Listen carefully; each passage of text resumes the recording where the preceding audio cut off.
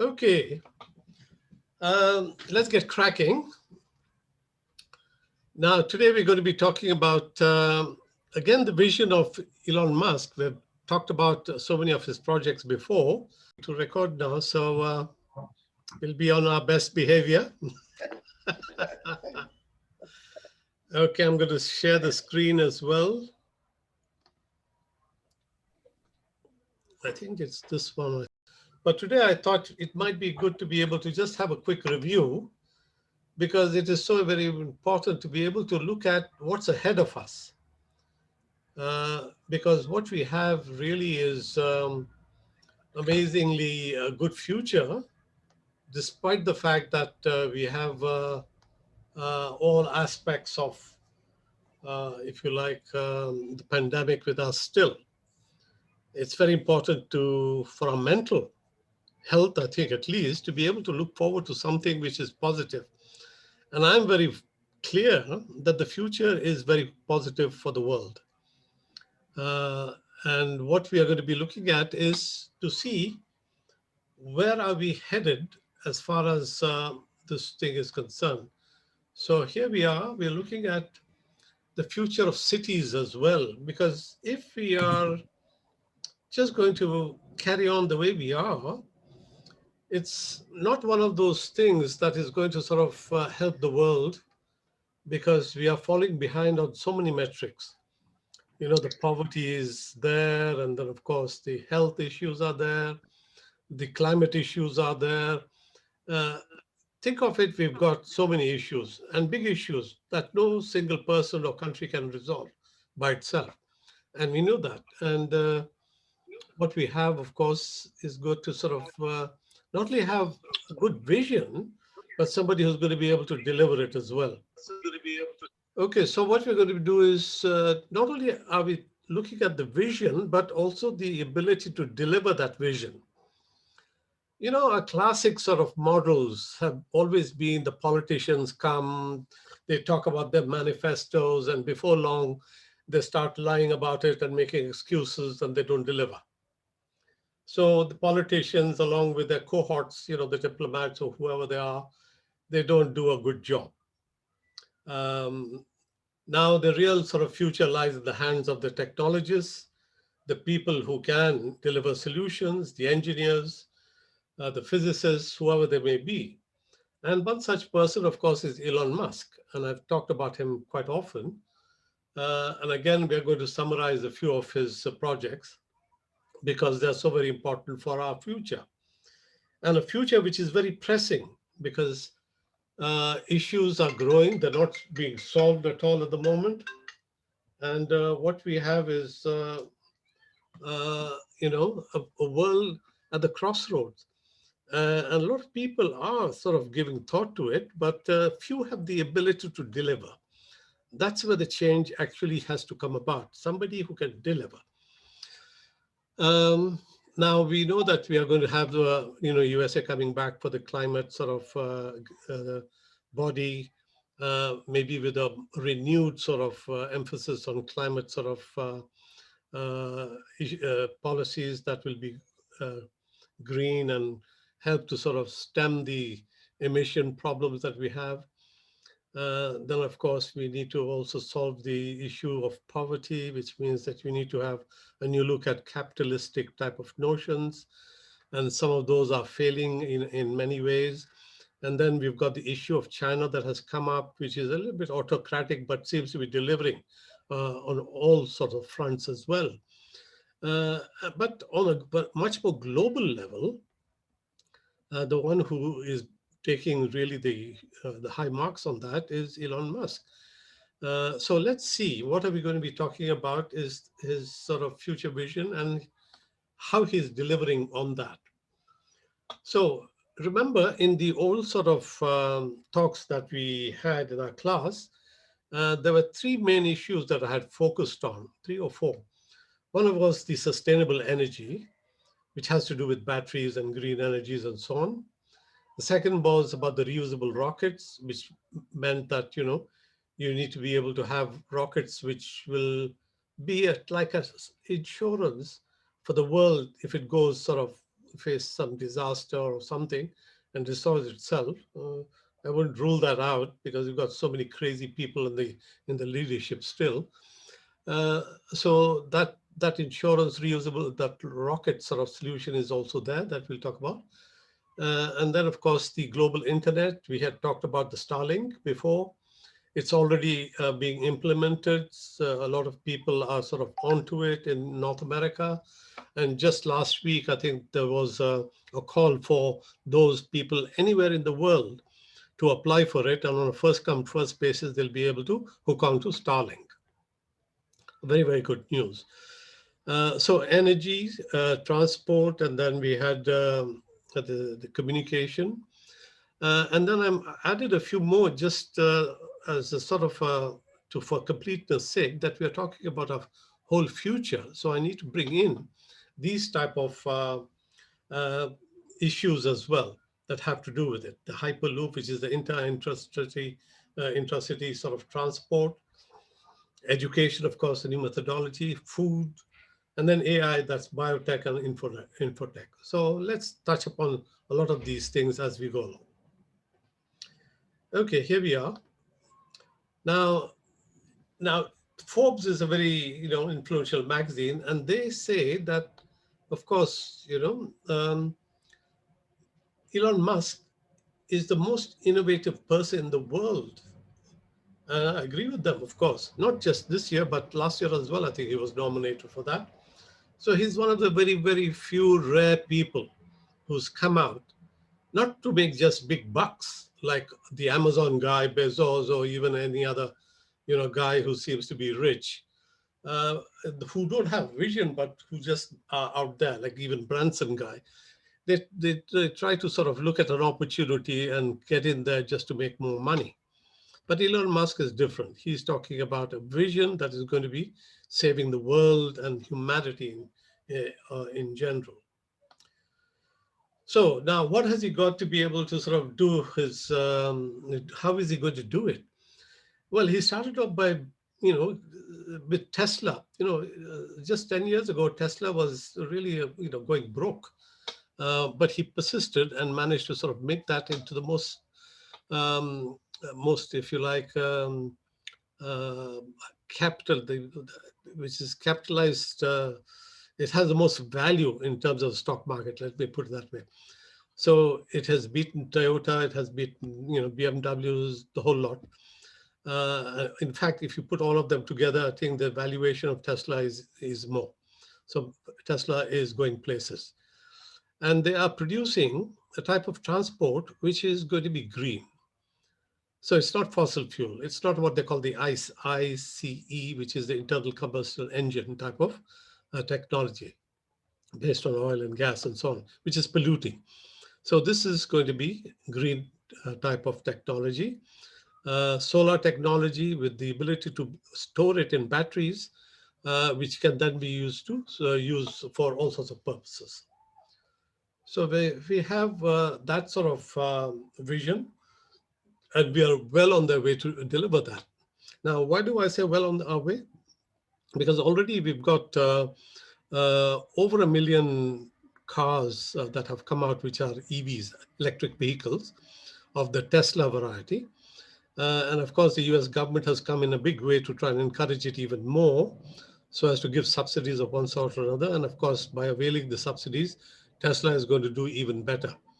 So in order to make these cars, they've already set up a few gigafactories, as they call them. One is in Shanghai, one is in Fremont, California, one is in sort of coming up in Texas, another one coming up in Germany. There's one in Nevada. They're making all sorts of batteries and vehicles of one sort or another. So they're well on their way to delivering. That's the key word. Now, Elon Musk says, we always want the future to be better than the past. And because he is an engineer, he knows that, they need to have solutions that solve problems, not just to waffle, as a lot of politicians and diplomats do, because they have nothing better to do than to use words. But here, this guy is using what I would call basic science to deliver the solution. So that's why one can rely on him 100%, and we can sort of be happy with that idea that technology will deliver us very, very good solutions for the future. So it's getting better by the day. It says over here, technology, as you know, we talked about some acceleration taking place in the in the technical world, technological world rather, where each discipline interacts with another, because it's not a silo type of setup we have. We need to have interreacting type of technologies, and that causes the acceleration to take place. And we saw that graph in one of my earlier talks, how exponential it becomes as time goes on. So what we are seeing is already we see with these little gadgets that we have, everyone practically now in the world has these smartphones, which give us access practically to anything that we want to be able to find out about and use it for communication. Of course, it's not completely global in the sense that internet is not there for the whole world. Half the people don't have it. So there has got to be some solution. And of course, Elon Musk comes in with his solution, which is the Starlink, which we'll talk about it later. And of course, he's talking about technology giving us in our quality of life as well, a new way of engaging with the imagination. We call it the virtual world. That virtual world is coming more and more closer to being as good as the real world. And that's what it's saying over here. It'd be difficult for us to tell the difference between games and reality. So we have a very, very realistic type of engagement with the technology that is coming in. Now, the other way of course, influencing the future, one is, of course, we talked about Tesla. Now we're going to be talking about rocket travel, because I've mentioned to you the reusable rockets. One is, of course, to use it for going to Mars and all that. But here we are looking at to see how we can use it on Earth itself. And one of the things that we can do with that sort of rocket once it becomes usable, and I know those people who are following it, there's the one called the Starship SN10, which just exploded. But it's early days for it still on experimentation, but I think the next one will sort of be successful. And it's already sort of have its prior type of rockets, which are already working very well. These are the Falcon types. These starships are the ones that are going to be taking the human beings and cargo to the moon and to Mars. But Elon Musk is saying we can use that technology also to travel from one place on the Earth to the other, which means he's saying that you can go from Shanghai to in 39 minutes.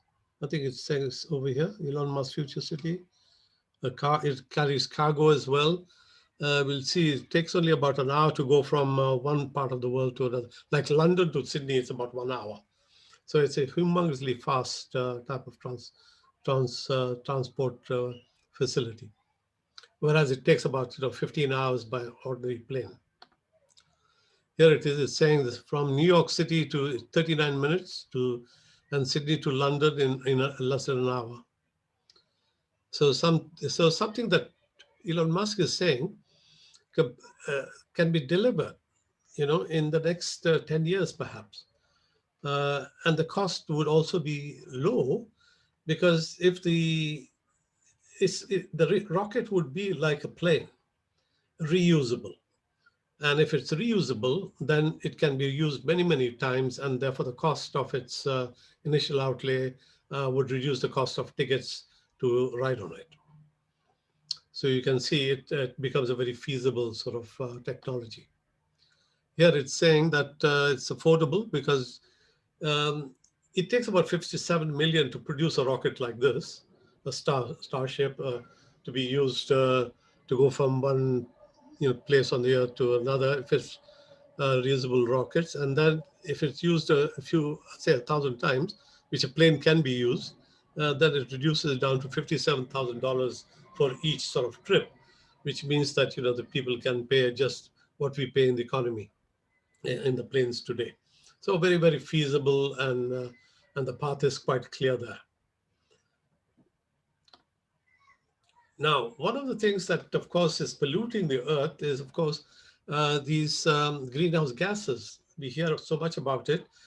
And hopefully next year we're going to have this COP at Glasgow. I think there's going to be a concerted effort by the whole international community again to try and come to some agreement as to how to reduce the emissions.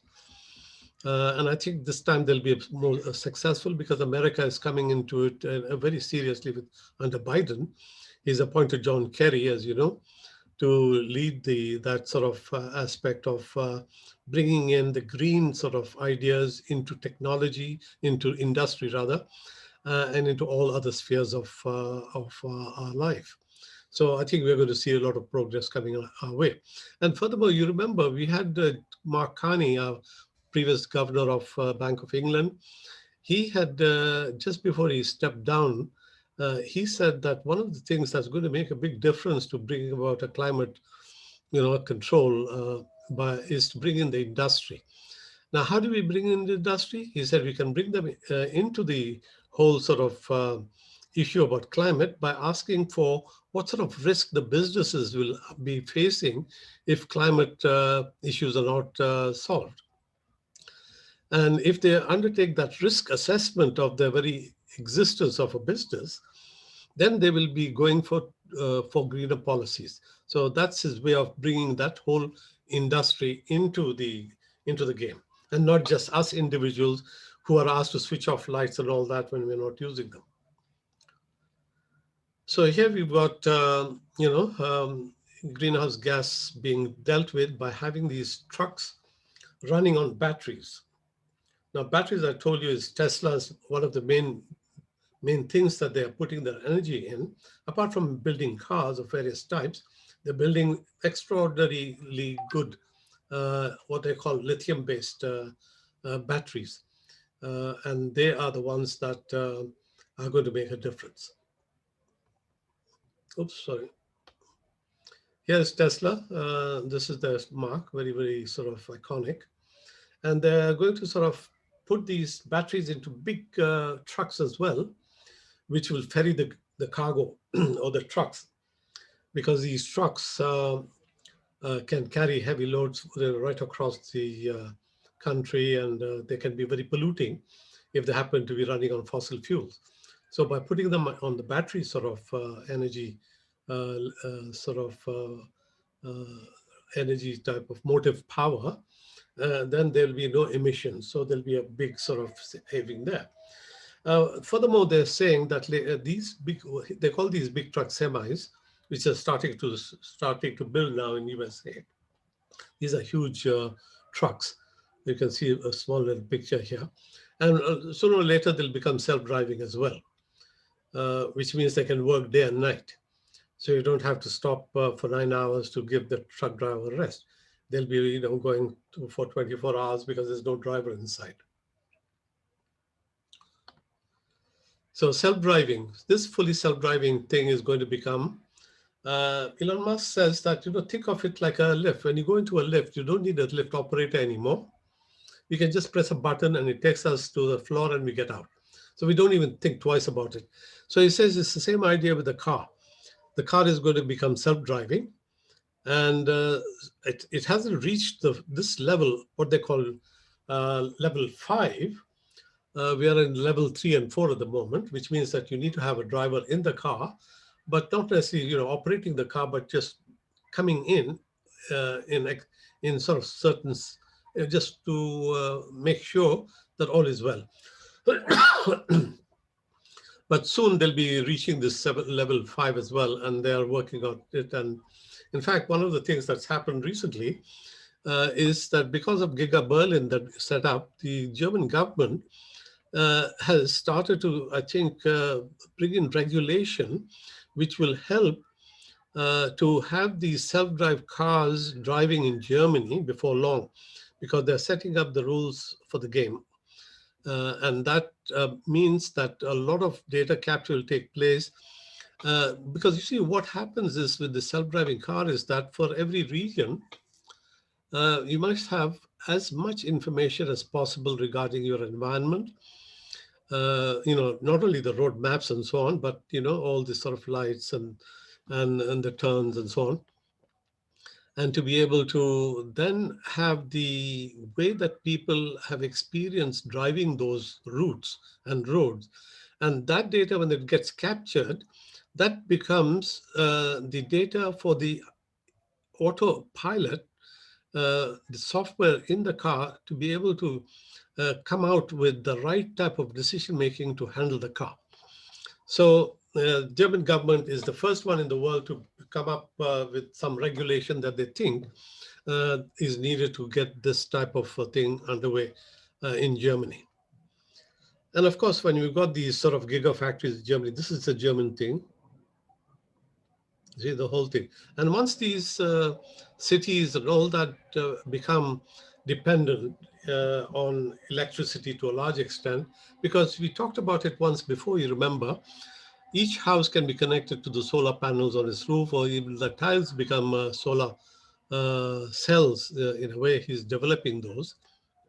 Buffalo is the New York are the two factories that are producing those special tiles. That sort of electricity capture will then be used for the home, and any surplus of that can be fed back to the grid. So sooner or later, the grid itself will become, if you like, green. And this is one of the things with future industries that is going to be really become humongously big in terms of going green. At the moment, the whole thing is on this lithium batteries. Lithium is plentiful. There's no shortage of lithium. And these batteries seem to be delivering on terms of the cost as well as the longevity of the battery. We've talked about this some time before as well. And we know that every factory or gigafactory that Tesla is putting up, they already have an area where they produce these batteries. And these batteries are now become the basic cornerstone on which Tesla sort of is basing its whole technology on. Now we have a factory, I told you, in Fremont. That was the first one. And then you've got one in China, which is in Shanghai. And now one opening up in Austin, Texas, another one in Germany, another one in Nevada, and a few small ones in Buffalo and in New York. So there are going to be plenty of capacity for delivering batteries and cars.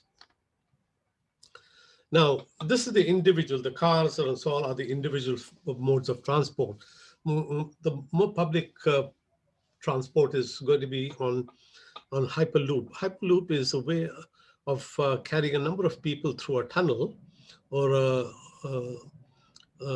which will enable it to go very fast and not have, again, to rely on fossil fuels, but on solar solar energy, so green energies. So that's going to be a transportation that can be used between cities and within the cities at a mass transit level. Here we are, this is the mass transit thing here. And it's going to go through these, this is the type of thing there. Already it's operational, I think in small sections of USA, just a few miles from the exhibition to the station and so on, that type of, but they're going to be extending that very, very rapidly. And here, these are powered by solar panels over here. And such a means of transport is not going to be, is immune to weather. And therefore it's going to be comfortable, fast, and not be stuck in traffic and things like that. Yeah, this is the picture that you have of current day. People stuck in traffic, wasting a lot of time, pumping out lots of emissions, fossil fuel emissions, so on, polluting. So also once we get rid of this type of a picture with Hyperloop and of course with Tesla coming into, what I call underground tunneling type of pathways. I'll show you to you as we come along. Then you will have a type of city, uh, movement of people, which is mostly underground, like underground trains, except that cars will also be going underground. So once we have the power to um, build these, we are building these Hyperloop things anyway. It's just a matter of time before they become uh, more widely available. I think there's one, I think they're talking about from Dubai to Abu Dhabi, does it in about 12 minutes or so, the journey, instead of the 2 hours or whatever. Now, this is the reusable rocket that can go from one part of the world to another and give you the access to high-speed transport between cities and within on the earth. So now we talked about the Hyperloop, which is going to be above ground. Now this is a 3D tunnels, which is called the tunneling. So what here is happening is that you drill tunnels with this big boring machine company, which enables the car to be taken down below the earth. And then in these tunnels, they go on skates, which will be going at 200 miles an hour. And of course, because it's electric, there'll be no pollution. And because they're guided, there'll be no accidents, nothing. So it's going to be a very fast way. And what he's saying here, since you can always go deeper than you can go upwards, that's the deepest mines means where you go and dig. It's not mines, are deeper than the tallest building. So you can go down below, quite far down below. So there'll be plenty of space for building these tunnels to go, wherever, rather than going up on the earth in air and have flying cars and all that, which will be sort of not very workable. Here are these tunnels. These tunnels are the ones that sort of once the car comes in here, it's taken over and it goes at 200 miles an hour. And these tunnels, they don't have to be as big as what the tunnels of today are. They're already building them, starting to build these very tight tunnels, because you don't need to have big tunnels, because the big tunnels of the old, as I show in the next screen, the big tunnels of the old are because they needed to have other services available to go for these slow modes of transport. But once you've got very high speed and non-polluting type of technology, then you are able to sort of reduce the size of the tunnel and therefore make it a bit more feasible. And the cars are then going to be able to move on their own, so there's no risk of accidents and what have you. So it's a safe way of communicating, and within the city and also between cities as well. Now this is an example here. From Westwood to Lax Airport takes up to 13 minutes, can go for in about 5 to 6 minutes. So you can see a tremendous amount of saving. And of course, these 30 minutes depend on a clear road. If you have traffic, you're going to be stuck for longer. Okay, with all this type of technology helping us to move around nicely, we need to also to be able to communicate well. And communication is this going to be provided by Starlink. We've talked about this before. Starlink is the global internet, which is going to be accessible to anybody, anywhere in the world. All you have to do is to buy a dish and a little modem, which connects to the dish, and you can connect to the computer. And the way that's going to be delivering this global internet is through a network of satellites going around the Earth here. He's already put about 900 to date. And already the beta testing has started in North America. And they're charging about $100 if you want to order. And even in UK, I myself tried to sort of get onto it, but my address wasn't, because I live in a block, that didn't go down. They wanted a real address, like a 1XY road or whatever. So I'll wait for it to when it comes, because I would very much like to use the Tesla Starlink type of access to my internet, because I've got Virgin at the moment and I hate it, and I don't like any of the other alternatives either.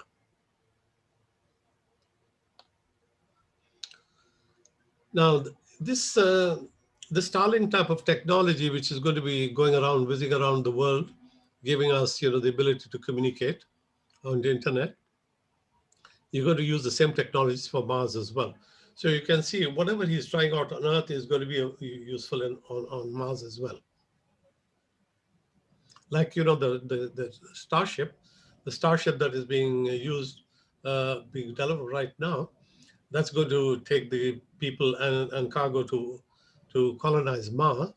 So the same ship can be adapted slightly to go from one city to, cover big distances on Earth, like Shanghai to, to New York and so on.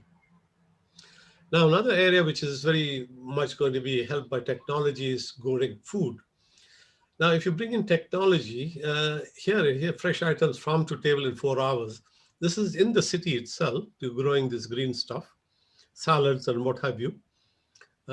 So you can use technology. And this is Elon Musk's brother, and he's got a company called Square Roots, which is developing this type of technology to help on the food production side. Here's this food production. This is the type of production they're going to do in Mars as well. When they go there and colonize it, they're going to grow food with this type of technology.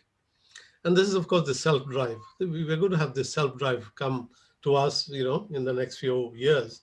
A lot of development is going on in it. A lot of data has been collected, and I think it's already, there were 5 levels from what I hear. At the moment, people are saying we're at 3. Some say we are already between 3 and 4. Some say we are nearing 5. So we are getting there. It's a bit like Uber without a driver. You can have that. So it's also another idea is that the ownership idea of a car will disappear. Because if you're going to be able to just call up a car and just hop in and then hop out, then why do we need to have a car? Or even if you have a car, then you can sort of send it out on picking up passengers and making some money for you. So that sort of idea is coming in fast. Now, another thing which is very important from Elon Musk's point of view is that he says to develop the education systems that we have are a little bit outdated. We are still sort of talking about having to teach them, various things, but not necessarily making them more creative. And he has already set up his own school, which is called Adstra, which is called To the Stars, where he's focusing on children of his company to come and learn study in a different way. And what he has said as far as the learning is concerned, he says you've got to gamify, which means that you've got to make the learning as if it's a game, which people are going, or students are going to be able to learn from. And you need to give them problem-solving type of approach to simply, rather than filling their heads with facts of one sort or another.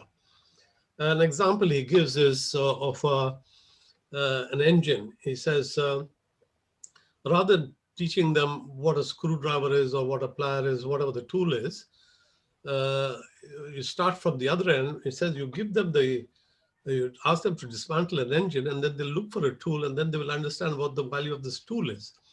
So you need to be able to understand what you're learning, the facts that you're learning at school nowadays, what use is there going to be put to? Because, when I was good at school, I just learned it by rote, as it were, to a large extent. He says, no, that's the wrong way. What we need to do is to get people to sort of understand what these things are and why we are learning what we are learning, because that the idea is to solve problems. Here is this thing about the screwdriver. Rather than teaching them about the screwdriver, he says, teach them about solving a problem, and they will automatically know about the screwdriver. So that's his, basically, he says you've got to make education, as if it's a play. You need to get them to sort of learn as if, you know, um, they're, they're enjoying it. And I think that's a very good sort of policy. It's just a matter of having to make it possible. And I think because technology is now possible, I know I haven't talked about it, but there is something called the Khan Academy on the internet, which has about 100 million users all over the world.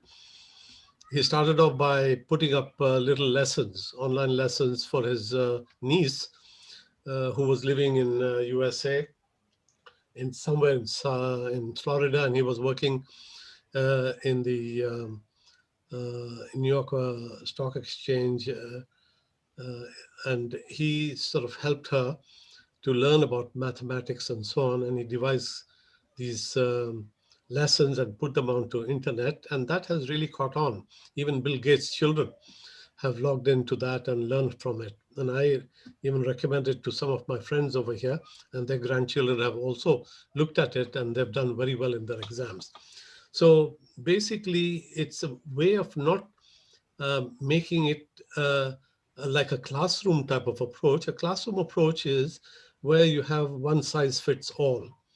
Whereas if you go for the individual technological type of instruction, it's a one-to-one. So you can repeat it any number of times so long as it gets into your head. So you can see the different sort of idea altogether. Because he says children have different talents, that they have different ability to sort of learn fast, learn slow, whatever. But whatever they learn, it'll be there in their sort of minds. Because right now what happens at school level is that we all pass because by getting 50 or 60 once we've taken the exam, and then they go to the next class and the next class and do keep on moving after getting 50 or 60 marks. So by the time you get to high school, you've learned only half, because you're getting only 50 or 60 marks at each year. So a lot of dropouts take place as well because of that. Whereas if you have one-to-one instruction, then I think there's going to be 100% type of retention in the mind and understanding. So he says that type is the approach that we need to take. Now, another big area, of course, is AI. Let me see how we're doing. Yeah, okay. AI, of course, there are two things about AI. One is something called biotech, and the other one is called infotech.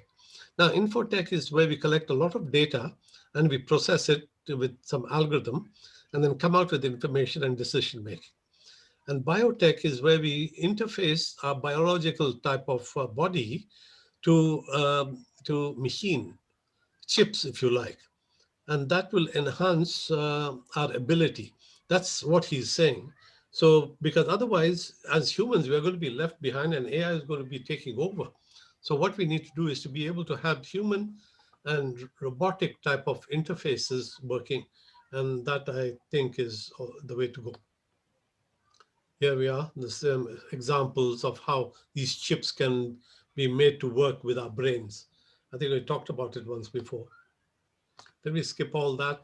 Okay, the future cities are going to be not like the ones that you see nowadays. It's going to be having, these types of transport systems, no pollution, and of course, food production, which is convenient and essentially a very satisfying uh, end, if you like, to living. I don't say end in in the sense of finish, but rather, pursuing the goals that are there that we need to pursue for our futures. Okay, I'm going to stop here so that we can have a chance to uh, talk. I just hope yeah. Okay, so I'm just going to go to gallery view here.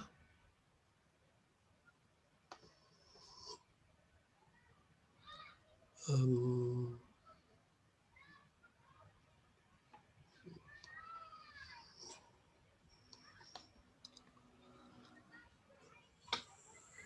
okay, so that's that. Stop share. Yeah, here we are.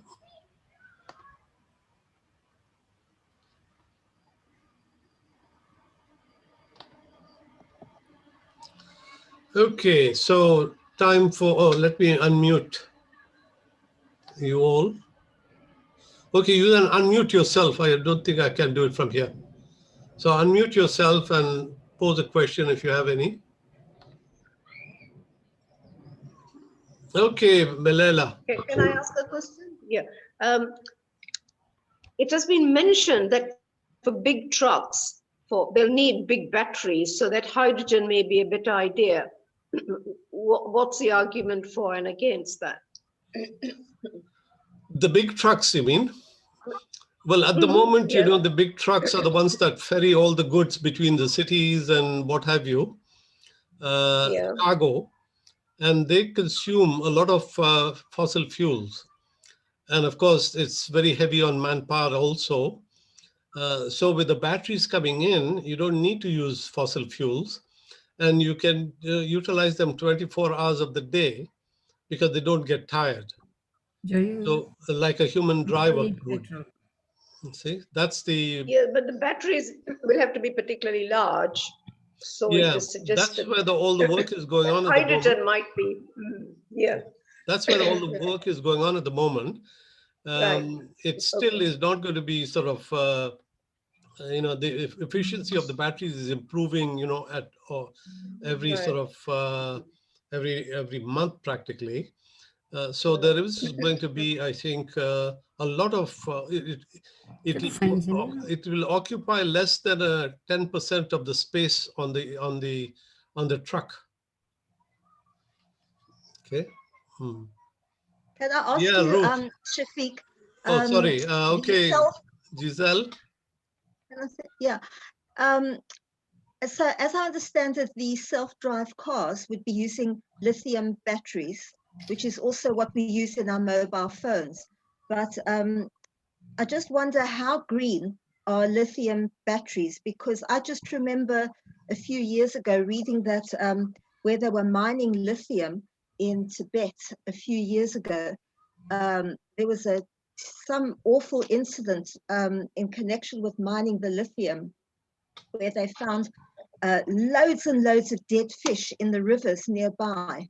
And they were saying, there were concerns over lithium. And I just wonder, how green is this? And what happens when the lithium batteries finally die? Yeah. You What do we see, do? two parts to it. One is the production of the lithium batteries. Lithium is plentiful all over the world. It's not a very rare type of element. And furthermore, the amount of lithium used in a battery is only 2%. So, and there's a lot of nickel and all that. Nickel is also plentiful. So there's no shortage of these.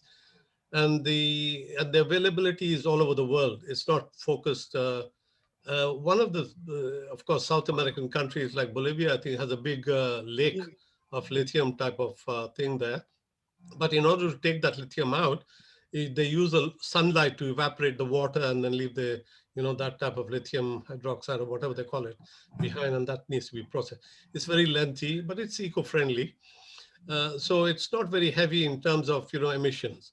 But because, sooner or later the grid itself is going to go green.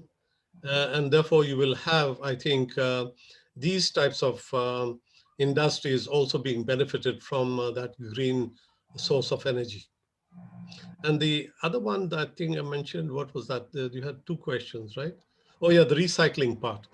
The recycling you can do once the thing goes dead after 10 years, 15 years, whatever, you can swap it for a new batch and put the old one to use again by recycling them.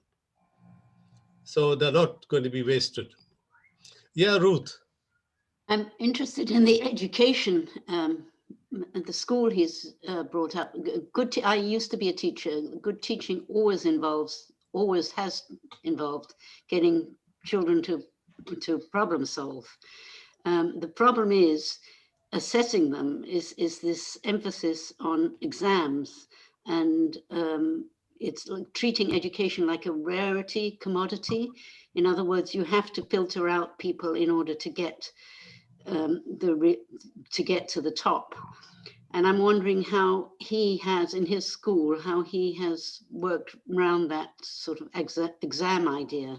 How do they get kids to solve problems instead of setting exams. I think that's what's halting education here. Yeah, you see, one of the things that I sort of learned from this Khan Academy, and that's very popular, is that you get the What, first can you grade. spell it? What academy? Khan, Khan, Khan.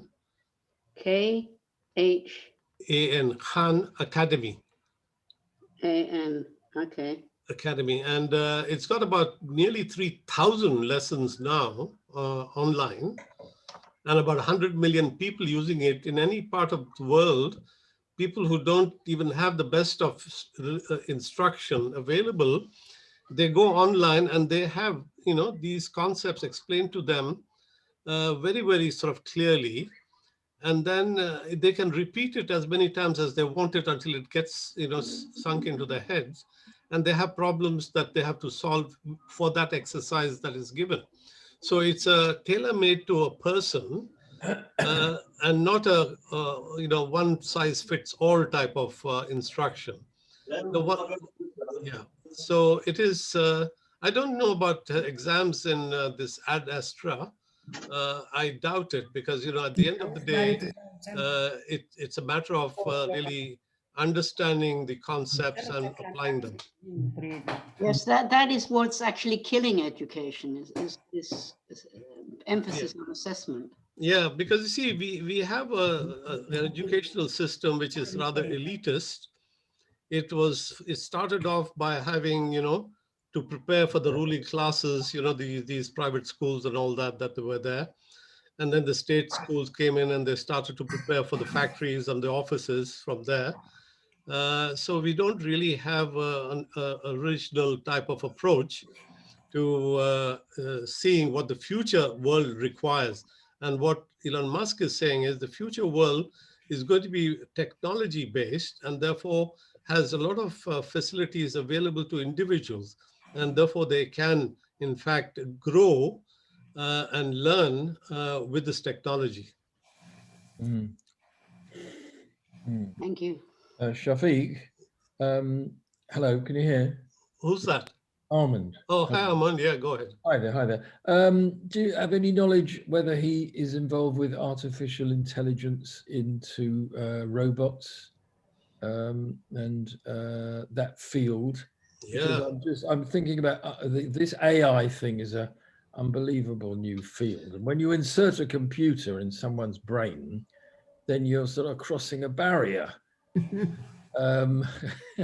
And you know, I always wonder in future it can get out of control because they can become cleverer.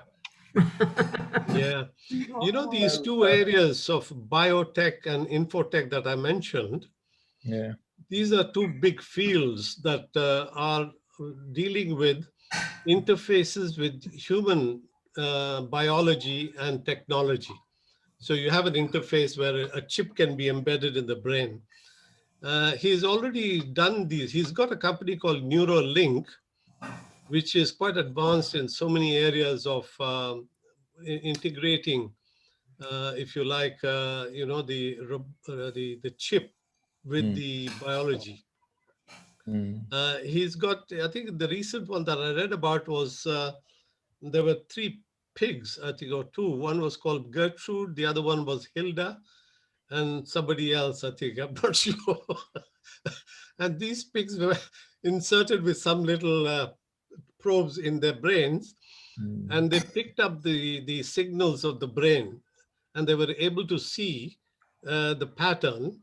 And they took these probes out as well, and they found them to have not affected them in any way. So it's very safe type of approach to developing the interfaces that they're hoping to do that.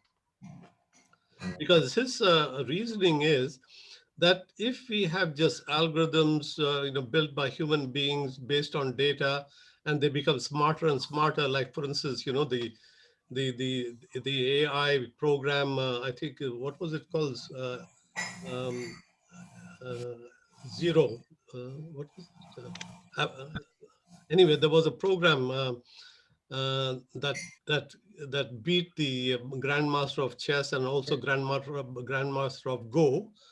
That computer that algorithm learned not from the, all the programming, but from the data that was given of various sort of games that were played, and it learned from that data Yes. and Yes. was able to do that in 4 hours. It was able to beat the Grandmaster of Go. And that's quite an achievement. So what we have with AI is that unless human beings themselves physically are able to interact with chips, the chips are going to be running away, you know. So that's his argument, that you need to be able to have the humans being in control of these algorithms as well. Yeah. Well, the worry is, was it Blue Sky, that computer? I think might have been called. Not sure. Um, Anyway. Well, the worry is that it'll get out of hand, isn't it? Probably not talking for many years hence. well, there's always room for misuse. It's like the question of the old knife. You can cut onions or you can stick it into somebody. Yeah. Yes. You know? Yes. Anyway. Well, very exciting. Yeah, quite. Mm. Really. Yeah, Pam. I've just looked up the Khan Academy and it's fantastic. Yeah, it is really quite Yeah. fantastic. Yeah. It's very, very good. I'm going You to know- recommend it for my grandkids. Yeah, you should tell them that, because one of the friends that I mentioned it in U3A, because I did talk to it many years ago, Mhm. and that girl, her granddaughter, went on to this academy, and she was a bright sort of, girl, and she became the top of the class. Really? At school, yeah. It's fantastic. Yeah. Really good. Yeah. Even I'm learning something from it. So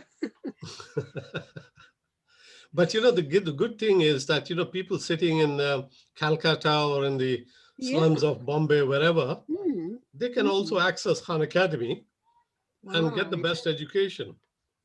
Yeah, it's wonderful. Thank you. Yeah, but I also think CS2 is going to be obsolete before it's even up and running at this rate. CS2, what's that? Our high-speed rail that they're HS2. HS2. Yeah. It's going to be obsolete before it started. Yeah. Well, the thing is this, you see, we have probably politicians who are so behind in everything. We don't have the right type of leadership. That's why I keep on saying, if you find somebody who's as special as Elon Musk, we should support him all the way. Yes. They should turn it into a Hyperloop. Yes, that's what I was thinking. Yeah, we need to have also this the Chinese said they would sort of do the HS2 for half the price, but the government said no. So you can see the government takes very arbitrary decisions based on how much money is going into their supporters' pockets. Absolutely. Yeah. Sorry, Shafi, can you give me the name of the academy again? Yeah, Khan, Khan, Academy. That's Okay. as an academy. You could just Google this and it will show you how to get through it. Yeah. If you just Google Khan Academy, I mean, it's been there for a good more than a decade and a half now. Really? And you could access from anywhere in the world? Yes. So long as you have internet access, it's free, you see.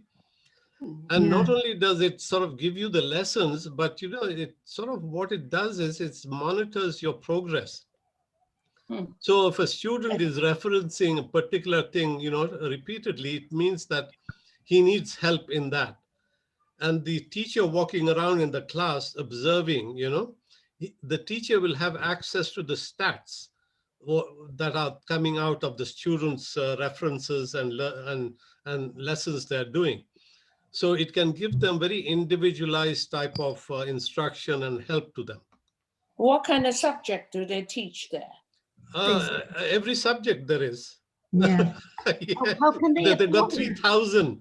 They got How can they 3,000, I think, classes. So you just go on to the subject you were interested. That's and right. then- Yeah.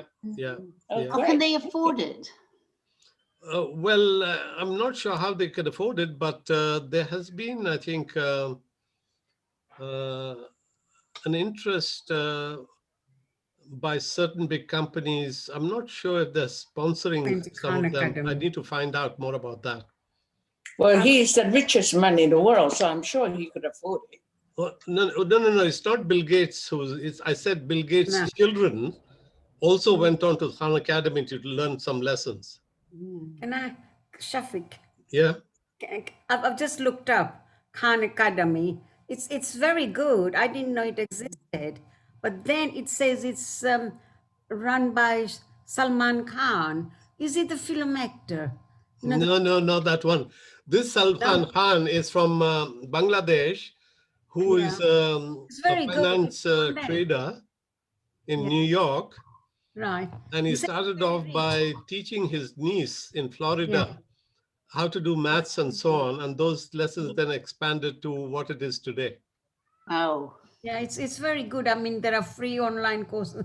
I'm going to do more research on that. Yeah, it's very, very good. Very interesting. Very Excellent. interesting. Me too. I've just looked up ancient Egypt and it's wonderful. Isn't it? And it's free. And it's Yeah. free, yes. Sometimes Is, best is, life is he the one, Shafi, who came up with the PayPal? No, well, no, Elon Musk is the one who came out with PayPal, Yeah, not the Khan Musk. Academy. Yeah. there's a No, book. not the academy, but he, Very nice. Musk, is the one who came up with the PayPal. With the money, he sold the PayPal. He invested into the electric car, and they made it Tesla. successful. Yeah. Is he the same one? Yeah, same one. You see, before he even sort of did PayPal, he was in South Africa and he was very good student in computers, and he developed games, and then he came up with an app called Zip2. I don't know, some of you might know. What it does is it compresses files, so you can transmit them a lot more efficiently. He sold that Zip2, and with that money, he set up PayPal with his brother, I think. And then he sold that to eBay, I think, PayPal. And then, was it to eBay? Yeah, I think it was to eBay. And then with that money, you're right, he bought the electric car company, Tesla. And from that, he then sort of Very moved good on to Khan do the Academy for children. SpaceX. Everything. Yeah. Open, I didn't know it was there. Yeah, I mean, he's quite an amazing character. I mean, we Yeah. are lucky to have somebody like him, Yeah. who is And I regarded gather he's not at all materialistic. He owns very few things himself, and his major interest at the moment is going to the space. So he put all his money into that project.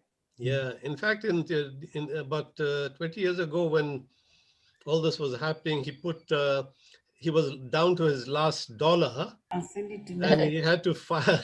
He had put the money into a rocket, and fortunately, the rocket sort of flew, and then he was back on his feet again. Yeah. do you know anything about his background? Yeah, he comes. His mother, she's about 70 years old, and she still does the catwalk in modeling. But she made one sort of comment which I thought was very interesting when somebody interviewed her. He says, was it difficult to raise him, or was it a difficult sort of situation with him? He said, the only difficulty I had was a lot of pain when I gave birth to him.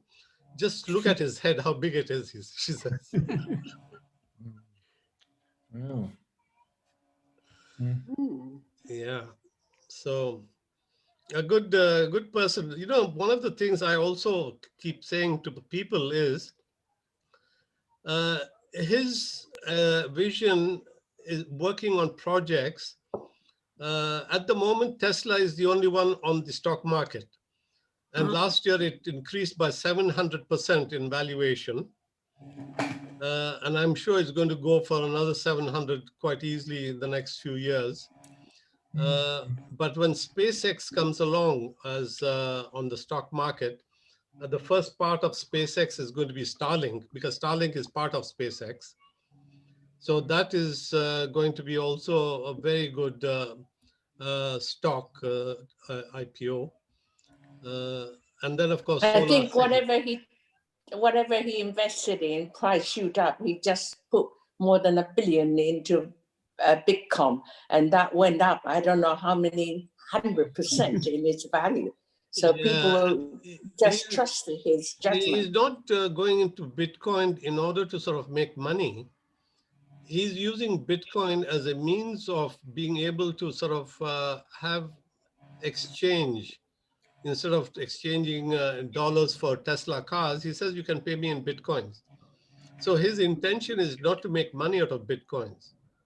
He's got a different notion of making it easier for people to pay him with Bitcoins rather than But I different thought type he of money. just bought X billion pound worth of Bitcoin himself.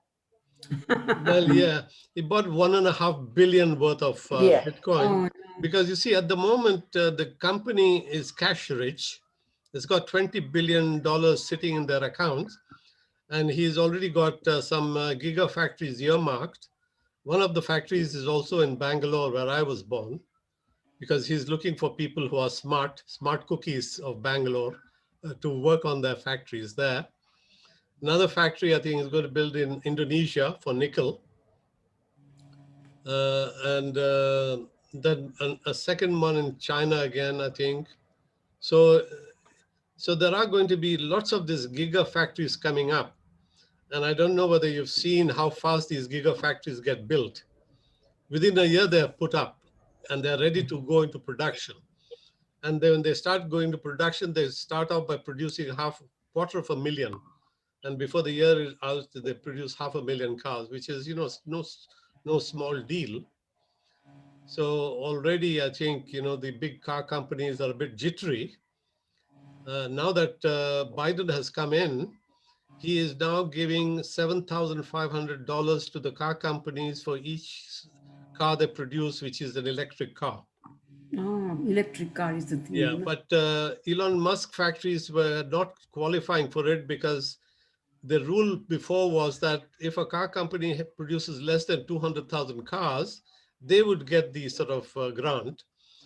Now Biden has extended it. He says, okay, any company that produces less than 600,000, they can qualify, which means immediately Elon Musk factories get qualified as well for receiving this bounty of state help. Yeah, Malila. Just a comment. He's very clever and a very exciting person, but he doesn't often talk about people and how the way people work might change, the way people live might change. In fact, COVID has brought some changes.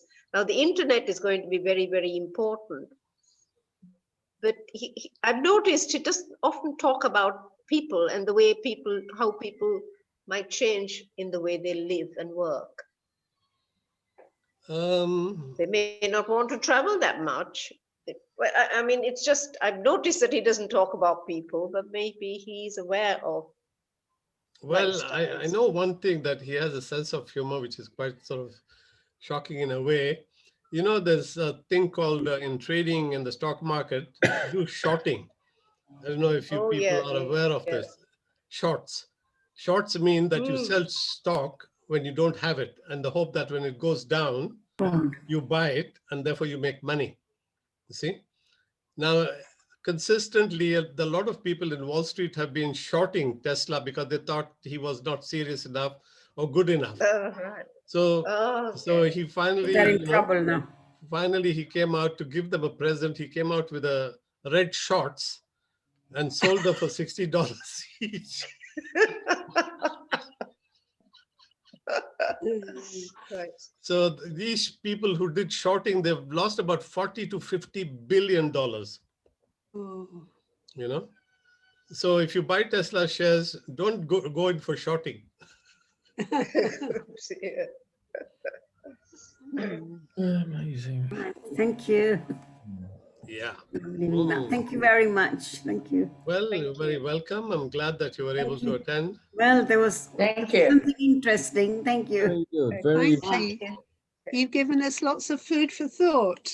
Yeah, well, You're going to keep us. We're going to be kept busy now. Yeah, I yeah, can't wait to get on the Khan Academy now. yeah, well, there you are. Something to sort of, keep you busy. You learn a lot, actually, Mm, and because it's just at your fingertips, it's so yeah. easy to be able to sort of access all that stuff. Mm. That's wonderful. Thank you. Yeah. Okay, thank you. Bye. Okay. Thanks Bye-bye. so much. Bye. Bye. Take care. Bye. great stuff.